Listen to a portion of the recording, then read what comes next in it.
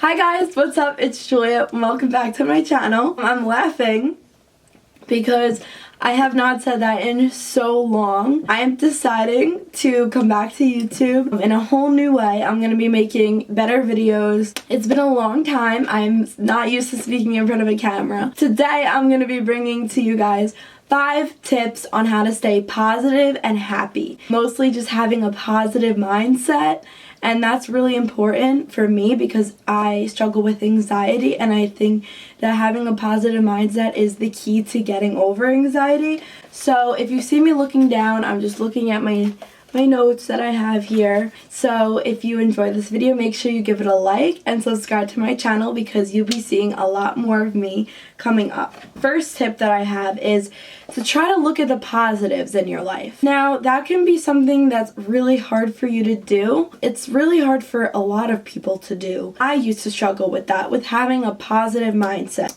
Rather than looking at the negatives in your life, like if you find a person that you like, don't look at the bad things first.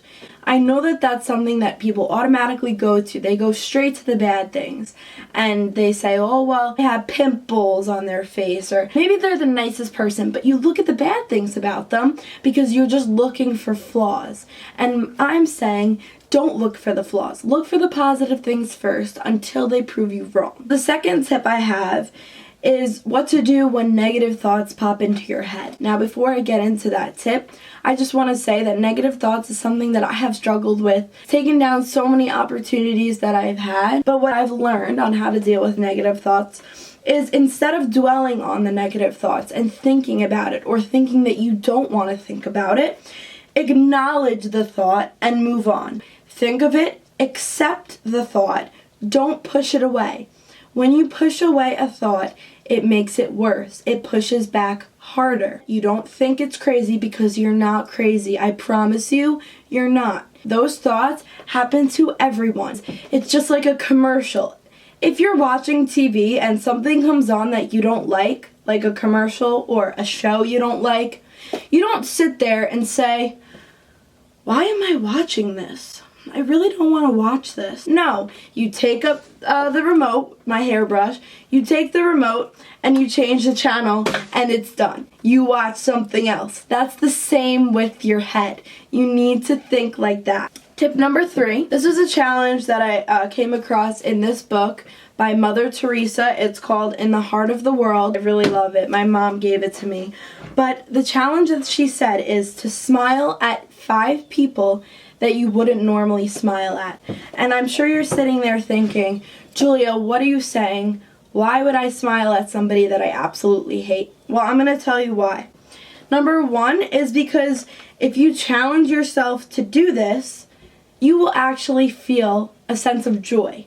Because even though, say, you absolutely hate that person, or even if you don't hate them, maybe you just wouldn't normally smile at them if you saw them in public. But if you smile at them, if you force yourself to smile at somebody, it will give you internal joy. If you smile, it makes you happy.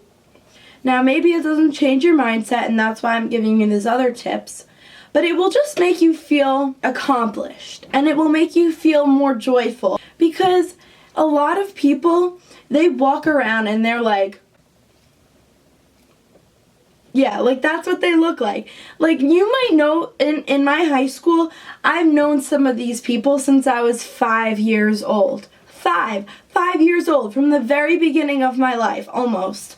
And I see these people walking down the hallway now as a high school senior, and we don't even look at each other.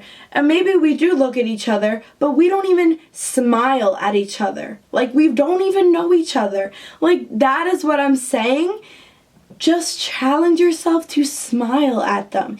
It is the simplest, most powerful gesture that you could do. So that's my challenge to you, is smile at 5 people that you wouldn't normally smile at. Tip number 4, get up in the morning in a bright room. Now I know that this is hard because sometimes it's raining, sometimes it's snowing, maybe you have your blinds closed, maybe you sleep in the basement.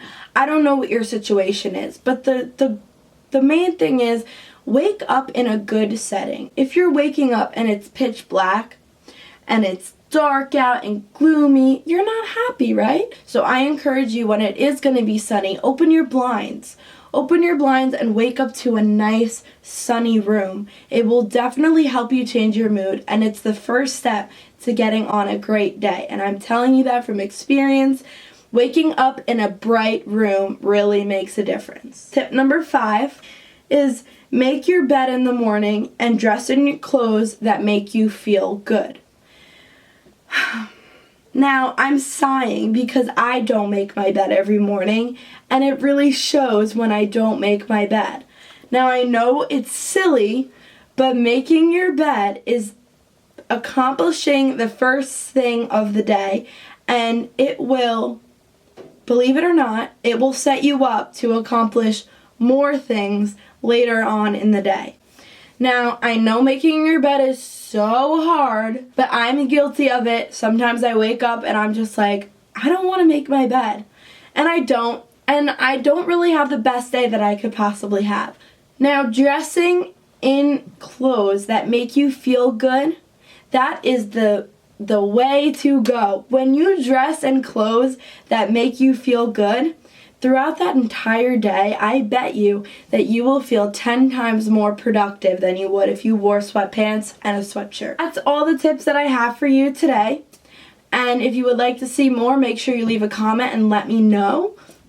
I'm super excited to be back on YouTube, and I really hope that you got something out of these tips. And I will see you next time. Make sure you subscribe, follow my Instagram, and comment a butterfly emoji if you're still on. Alright, love you. Thank you so much for watching, and see you next time.